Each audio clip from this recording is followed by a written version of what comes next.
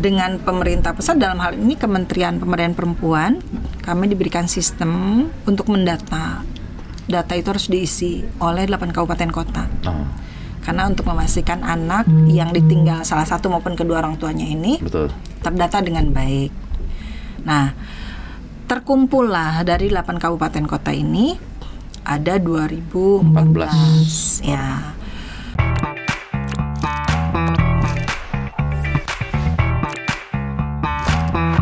Assalamualaikum warahmatullahi wabarakatuh. Sahabat Banten Podcast, kita berjumpa lagi. Hari ini kebetulan kita sudah kedatangan seorang tamu, dan beliau merupakan Kepala Dinas Pemberdayaan Perempuan, Perlindungan Anak, Kependudukan dan Keluarga Berencana.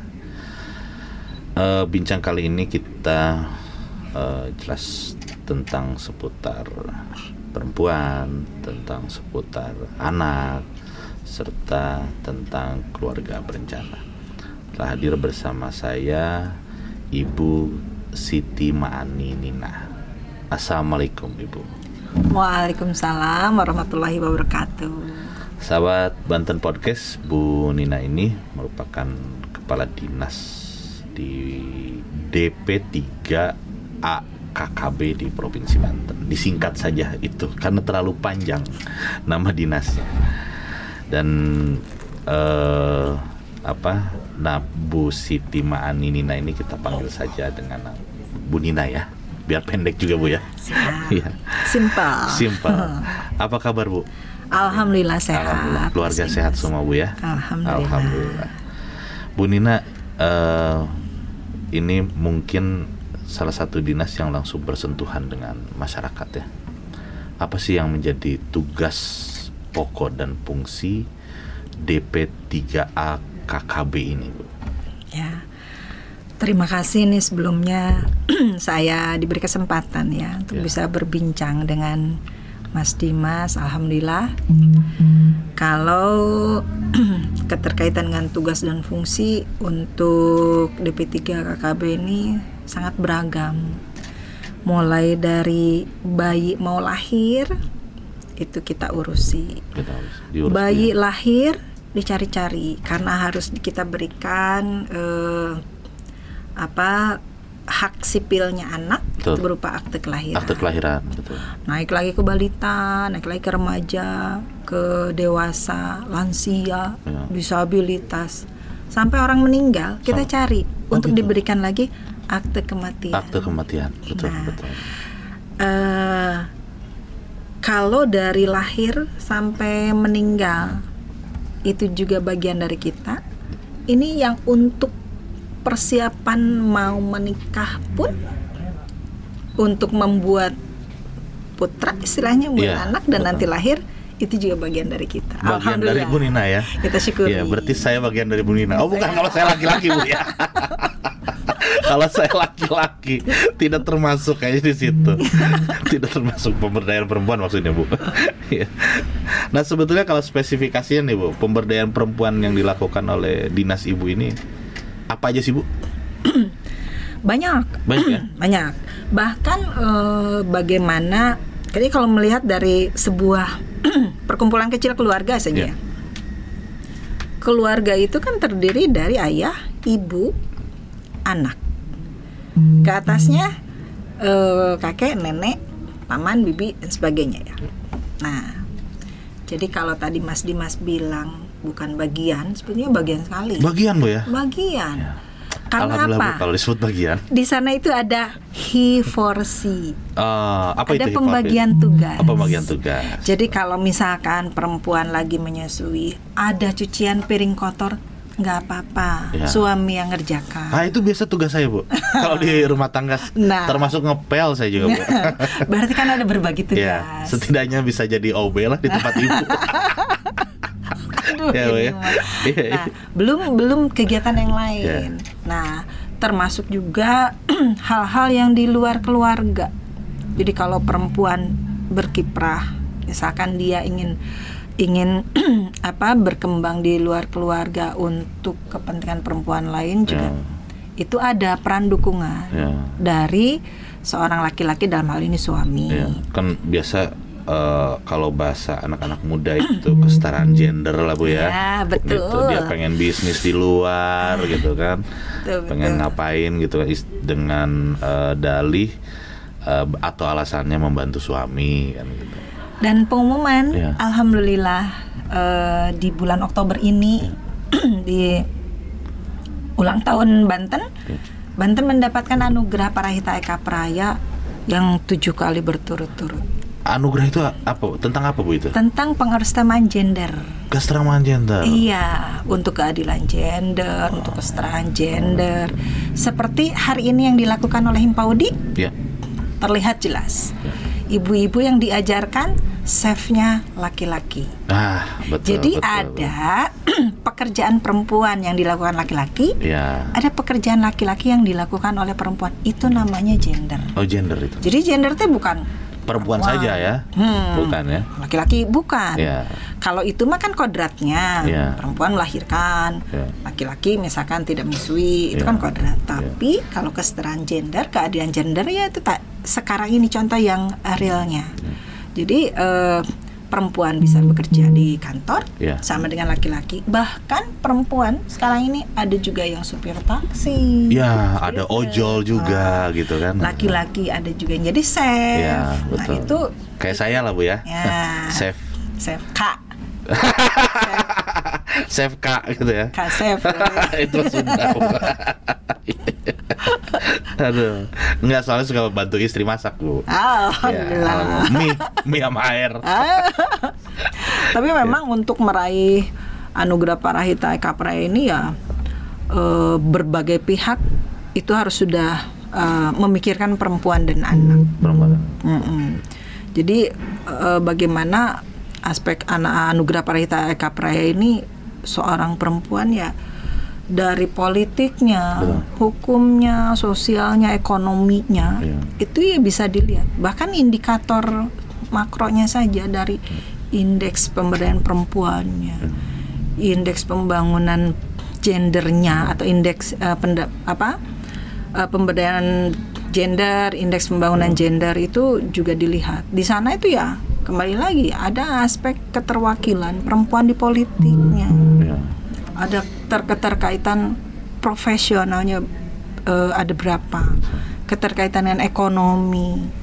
Nah, komitmen kebijakan ataupun program kegiatan yang menjadi perhatian Pemprov Banten dalam hal ini Pak Gubernur dan Bapak Wakil Gubernur juga bersama-sama dengan 8 kabupaten kota yang dilaksanakan secara teknis oleh kami. Kalau di bidang kami khusus Bu Evi yang hari ini melaksanakan tugas dan juga hari berulang tahun juga beliau. Oh, berulang tahun. Iya. Jadi boleh kalau nanti kita minta makan-makan yang di luar berarti. Nah, itu keberhasilannya adalah semua pihak. Karena penilaiannya itu indikator, subindikatornya itu juga ada di semua pihak. Nah, ini menarik Bu tentang dinas Ibu ini, karena di satu sisi pun menyangkut tentang saya juga akhirnya Bu. Tentang saya. Nah, ini saya pernah baca artikel Bu. Ada artikel berita lah ya. Ada 2014 anak. Ini kalau tentang anak. Ada yang jadi yatim, ada yang jadi piatu, ada yang jadi yatim piatu akibat dampak dari COVID. Dan COVID ini memang luar biasa dampaknya sampai ke masalah kehidupannya. Tidak diundang ya Pak? Tidak diundang, goib. Goib. Nah, apa sih Bu yang dilakukan oleh dinas Ibu untuk permasalahan anak ini? Ya, pertama memang anak dan perempuan itu kaum rentan. Betul. Ya. Betul. Nah, untuk perhatian anak ini tiba-tiba ada salah satu orang tua yang meninggal, dan bahkan ada juga yang kedua orang tuanya meninggal akibat COVID. Nah, yang harus kita lakukan adalah bagaimana si anak ini bisa tumbuh kembang dengan baik, yang dimulai dari kita harus melihat dia diasuh oleh siapa. Betul. Nah, apakah yang ngasuhnya biasa mengasuh atau tidak? Ya. Nah, dari situ saja kita sudah harus berkoordinasi. Ada puspaga yang sudah kita bentuk. Jadi pembelajaran keluarga terkait dengan pola asuh dan sebagainya sudah kita bentuk, dan kita itu diberikan ruang bagaimana untuk bisa konsultasi. Nah, dari situ kita melihat lagi apa sih kepedulian dari kita, dari Pemprov, dari ASN, ataupun masyarakat, dan apa ya kepedulian pemerintah pusat. Jadi awalnya kami dengan pemerintah pusat, dalam hal ini Kementerian Pemberdayaan Perempuan, kami diberikan sistem untuk mendata. Data itu harus diisi oleh 8 kabupaten kota. Karena untuk memastikan anak yang ditinggal salah satu maupun kedua orang tuanya ini terdata dengan baik. Nah, terkumpullah dari 8 kabupaten kota ini ada 2014 ya. Nah, kementerian juga ada kerjasama dengan UNICEF, memberikan sarana alat protokol kesehatan kayak masker untuk anak itu sekitar ada beberapa, dan hand sanitizer yang kecil itu nanti untuk disampaikan, dan ada berupa recreation kit. Apa itu isinya? Kalau remaja itu buku cerita apa sih yang suka kita baca tuh? Cerita novel. Kalau anak-anak boneka. Ada anak-anak SD buat gambar berwarna beda sasarannya, dan kita juga memilah mana yang umur 0 sampai 5 tahun, mana yang 6 sampai 18 tahun, mana yang 18 tahun ke atas. Nah, sebagai langkah awal Pak Gubernur mengajak seluruh ASN. Ternyata di HUT Banten ini sebagai implementasi dan representasinya berupa kepedulian sesama ini tinggi. Sebagai bagian dari yang biasanya kita HUT Banten itu acara khusus besar, sekarang enggak. Eventnya beda sekarang ya. Untuk masyarakat biar merasakan. Nah, salah satunya 2014 ini menjadi perhatian beliau, dan 2021 Bu. 2014 anak. 2014. Salah saya Bu ya. Siap salah Bu kalau gitu. Saya juga salah. Nggak pakai anak. Gitu, nggak pakai anak ya. Aduh, jadi pengen bikin anak ini. Kita rangkaikan ya kemarin itu dengan kegiatan peresmian dan monitoring pembangunan di 3 kabupaten kota. Jadi di Kabupaten Serang, Cilegon, dan juga Pandeglang ya. Nah, dari 446 yang terrekod di kita datanya, kemarin itu diberikan santunan secara simbolis itu untuk 100 orang. 100 orang. Jadi 50 dialokasikan di acara Cikoneng pada saat peresmian masjid. Nah, yang 50 karena di sana yang berdekatan itu adalah Cilegon dan Kabupaten Serang. Kalau yang di Pandeglang itu yang memang wilayah Pandeglang. Kita berikan kesempatan untuk 50 anak di sana. Apa saja yang berikan bantuannya? Itu yang pertama adalah sembako ya, hasil sodako dari ASN juga, terus uang tunai juga. Terus kita juga punya KIE yang tadi berkaitan dengan kekerasan. Betul. Berkaitan dengan KB. Kalau kekerasan nanti kita lain lagi ya. Nanti Bu. ada MUK juga ada. Tadi yang dari UNICEF tadi. UNICEF ya. Termasuk dari Basda juga ada terkait dengan pakaian peralatan sekolah. Dan kalau saya sih melihat data ini bisa kita lakukan bersama-sama, rereongan istilahnya ya. Karena kalau kata Pak Gubernur itu, kalau untuk mengurus anak yatim itu ya udah jangan hitung-hitungan. Betul. Karena sudah ada, semakin besar semakin besar juga. Biasanya begitu, rumusnya begitu. Rumusnya begitu. Semakin kita memberi besar, semakin banyak juga. Ya, banyaknya itu kan bisa ibadah kita dan sebagainya, Bu. Ini saya kasih daftarnya, Pak. Boleh, Bu. Boleh. Memilih dan menghitung. Ya. Ibu juga boleh. Karya mutualisme. Iya. Dasar. Iya, tapi memang tentang anak ini menarik, Bu, yang mengenai 2014 anak yatim, piatu dan yatim piatu. Nah, ada nggak sih hal yang dilakukan oleh Dinas Ibu? Karena gini, Bu, kaitannya dengan mental. Mental anak ini ketika tidak ada orang tuanya biasanya agak sedikit labil dan drop, sehingga mempengaruhi ketika nanti dewasa. Ada nggak sih program perbaikan mental atau pendampingan dan sebagainya? Ya, karena tugas anak ini keroyokan. Ya, keroyokan ya. Nggak bisa Dinas Ibu sendiri sebetulnya, harus melibatkan kabupaten kota juga. Ya, jadi biasanya kami tuh dengan kabupaten kota itu memantau, dan pendampingannya ada memang lembaga-lembaga jejaring yang menjadi mitra kami di sana. Seperti pembentukan perlindungan anak terpadu berbasis masyarakat. Itu hampir 900 atau 60% sudah dibentuk dari 1551 desa ya. Seluruh kabupaten kota ya? Seluruh Banten. Oh, seluruh Banten ya. Dan mungkin tertinggi se-Indonesia. Dan ternyata pembentukan kelembagaan ini ya berpengaruh. Efektif ya, Bu ya? Efektif ya. Karena dibentuk oleh masyarakat itu sendiri. Nah, betul. Di sana ada kepala desanya, ada tokohnya, ada anaknya, ada perempuannya, dan sebagainya. Dan mereka saling mengingatkan sendiri. Meskipun fokusnya di kasus, tapi kita coba untuk di pencegahan juga masuk di sana. Pencegahannya masuk di sana juga. Nah, untuk 2014 anak ini ya nanti bersama-sama dengan mereka. Itu yang terkait dengan mitra kita yang ada di lapangan. Nah, untuk Puspaga sendiri, Puspaga itu kan pusat pembelajaran keluarga. Itu konseling, konsultasi, nanya apa saja. Itu juga sudah kita bangun. Provinsi, kabupaten, kota.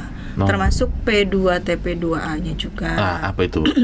P2 Perlindungan terpadu perempuan dan anak. Perempuan dan anak.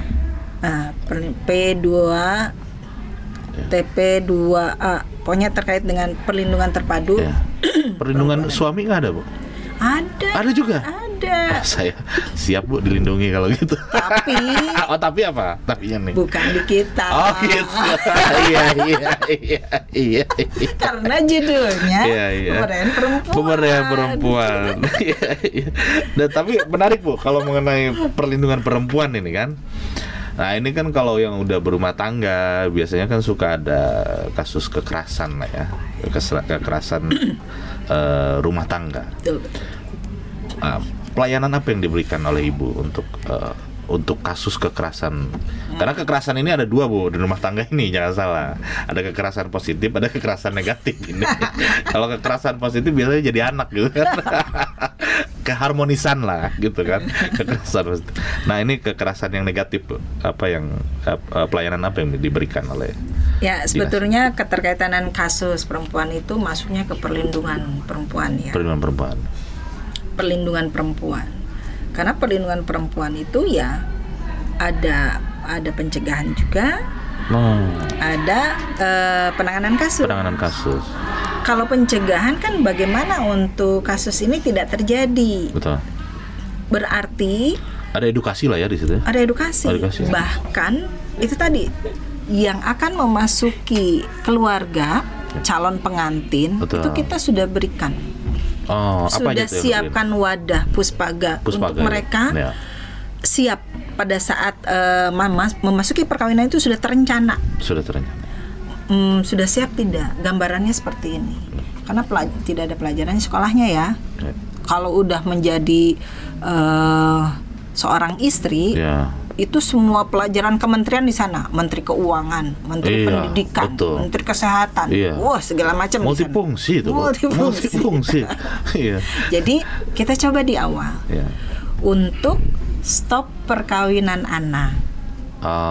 Karena yang banyak terjadi itu biasanya belum cukup dewasa, dia ribut, cekcok, ekonominya kurang, tidak siap. Nah, itu yang kebanyakan. Sehingga kita dari hulunya dulu, dari awalnya dulu. Dari awal dulu ya. Jadi sebelum ke pernikahan itu ya kita ada deklarasi untuk stop perkawinan anak. Kita bahkan sudah perkawinan anak tuh maksudnya gimana sih, Bu?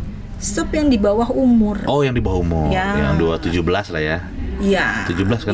Di bawah umur anak lah ya. Karena kan masih terjadi. Oh, masih banyak di Banten, Bu? Masih terjadi ya. Jadi kalau jangankan untuk perkawinan anak, untuk kekerasan tadi yang lain itu kan udah kita gembar-gemborkan ya tetap benar ada dan terjadi. Oke, saya udah nggak mau keras-keras lagi, Bu, sekarang. Nah, dari situ kita sudah mencoba untuk menyiapkan wadah untuk memberikan komunikasi, mengedukasi. Tapi manakala sudah terjadi juga, kita siapkan untuk penanganannya. Untuk penanganan. Ya, penanganan ini alhamdulillah provinsi sudah disetujui untuk Pak Gubernur akan membentuk UPTD. Oh, udah UPTD. Saat ini berarti BPA. Belum, Pak ya? Bu ya? Sedang sedang proses ya? Langkah, ya sedang proses. SOTK baru berarti ya?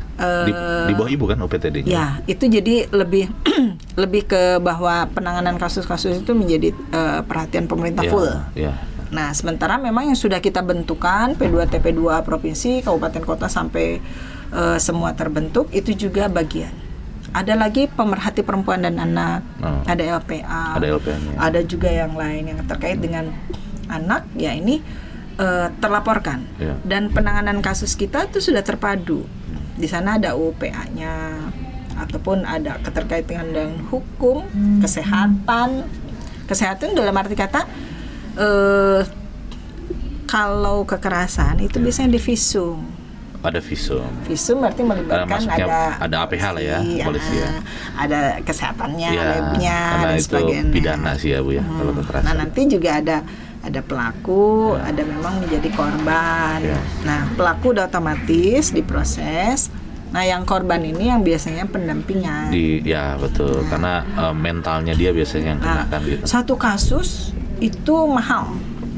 Maksudnya mahal?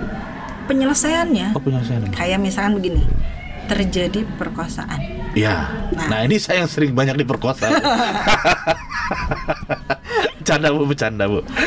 Itu nggak bisa sebulan 2 bulan. Oh. Pendampingannya sampai setahun. Dan kalau misalkan karena traumatik berat, ya. Betul. Sama, Bu, saya juga traumatik kalau udah diperkosa. Jadi mahal kan? Itu satu kasus. Nah, kalau banyak lebih mahal lagi. Makanya kita bergerak di pencegahan. Di pencegahan tuh tadi bisa stop perkawinan anak, stop bullying, apa saja, edukasi apa saja yang bisa dilakukan untuk mencegah. Kayak misalkan sekarang nih di masa pandemi, itu kan pertanyaannya mudah. Gimana, Bu, saya nanganin anak ini meneliur sehari-hari teh? Ya, betul. Kan kita berarti ini masuknya ke emosi jiwa. Nah, kita berikan edukasi terutama dari psikolog. Ibu-ibu yang banyak daring. Sekolah di rumah kan, biasa nggak ngebantu anaknya belajar, sekarang ngitung dia sendiri, itu matematika kan. Ya, kemarin itu memang terjadi perubahan. Perubahan yang mendasar dan ternyata berat ya. Karena tidak siapkan. Anak-anak kan biasanya dititipkan di guru. Sekarang menjadi terbalik. Guru yang menitipkan di orang tua. Sementara orang tua karena tugasnya banyak, masak, nyuci baju, belum kuota, belum ini dan sebagainya. Nah, itu kita betul-betul menyiapkan itu dengan teman-teman. Menyiapkan bagaimana Puspaga jalan, P2 TP2 jalan, mengedukasi juga jalan. Kadang-kadang ini, Bu, nih teori hungkul, sana gimana nih kenyataannya? Ya udah, kita asesmen maunya apa? Ya. Saya mah mau diajarin ini aja lah, tata boga, Ya. biar ada kesibukan, atau biar saya juga lebih di mata suami punya nilai dengan dia memiliki keahliannya. Kita juga bantu itu. Bu Nina, ini sebenarnya masih pengen banyak ngobrol saya nih. Cuman udah dikasih kode barusan katanya. Waktunya gak sangat memungkinkan. Tapi kayaknya kita harus ketemu lagi Bu Nina. Mangga. Amin, amin. Mudah-mudahan kita selalu diberikan kesehatan Bu Nina ya. Insya Allah.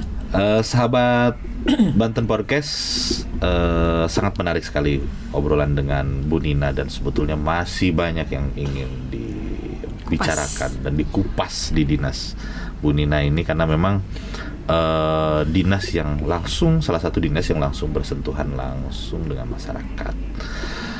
Bu Nina, nih saya satu lagi nih, terakhir kali. Boleh, banyak juga boleh. Banyak juga boleh. Saya seneng kalau udah ngebahas ini. Iya, sama Bu, saya juga. Aduh, kekerasan. Apa yang ingin Bu Nina sampaikan untuk masyarakat di Banten? Saya sih mengajak ya untuk semua tetap waspada dengan kondisi sekarang, karena kasus itu tidak bisa diprediksi. Untuk kasus ya, terjadi hari ini, ada yang dengan ayah tiri, ada yang dengan ayah kandung. Terjadi bisa di rumah, bisa di luar, bisa di sekolah. Jadi saya mengharapkan seluruhnya waspada dan selalu mengecek anak dengan siapa, temannya di mana dan sebagainya. Itu keterkaitan dengan anak. Dan yang kedua, mari kita terus belajar di masa digitalisasi ini, karena kita harus menyesuaikan betul di era 4.0 yang memang tujuannya adalah mempersingkat, efektif, efisien, mempermudah. Nah, itu harus semua literasi digital ini, khususnya kaum perempuan ya.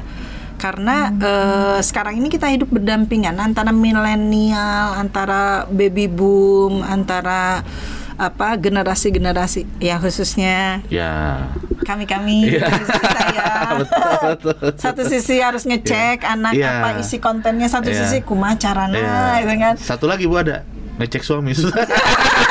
Nanti mah ada ya. Iya, ada harusnya. Nah itu untuk terus untuk perempuan ini bisa menyesuaikan meskipun dengan berat. Saya yakin perempuan ini bisa tangguh. Kepentingan yang paling dasar adalah untuk menjaga keharmonisan rumah tangga.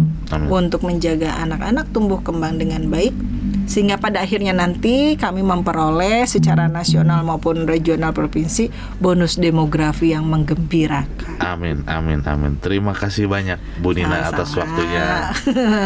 Sahabat Banten Podcast, demikian obrolan dengan Bu Nina, dan sangat seru sekali sebetulnya, dan harusnya waktunya panjang, cuman karena keterbatasan waktu kita akhiri. Sampai jumpa lagi sahabat Banten Podcast. Assalamualaikum warahmatullahi wabarakatuh. Waalaikumsalam warahmatullahi wabarakatuh.